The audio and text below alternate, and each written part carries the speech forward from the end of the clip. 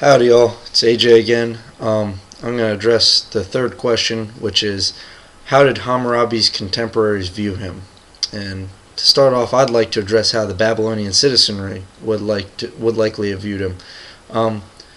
I think the citizens of Babylon responded fairly well to Hammurabi's rule because he brought a great deal of positive change for those of Babylonian origin. He greatly increased the size of his kingdom to include the entirety of Mesopotamia, something that no Babylonian king had done prior to him, and no Babylonian king was able to maintain or do again. This increased the amount of trade routes that they had, the amount of wealth that was coming into Babylon, the luxuries, the goods. It diversified their economy.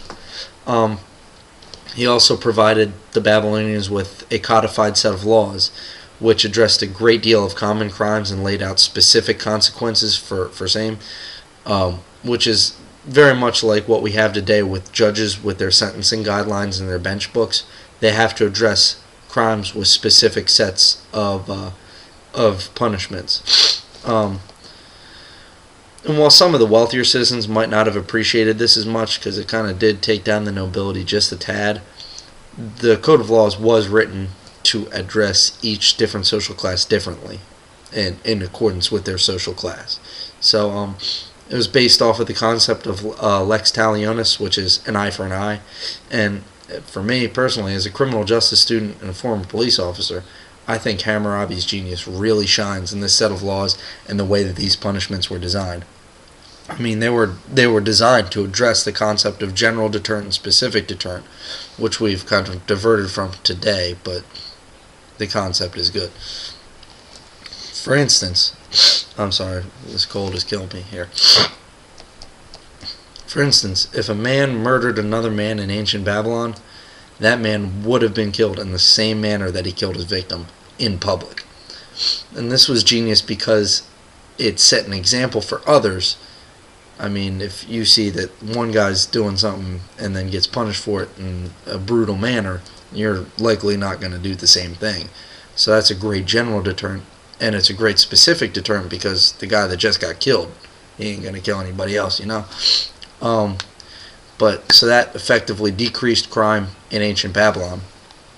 But I digress. Back to viewing Hammurabi. I think as far as the foreign civilization's views at that time of Hammurabi, would be a mix between fear and respect, because his rapid expanse in Mesopotamia, I mean, he blew up there.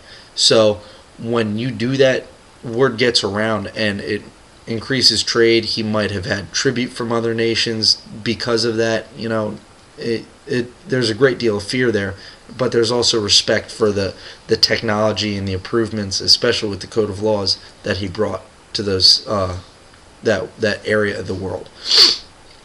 And as far as conquered people's views of Hammurabi, I'd say it was a mix between love and hate.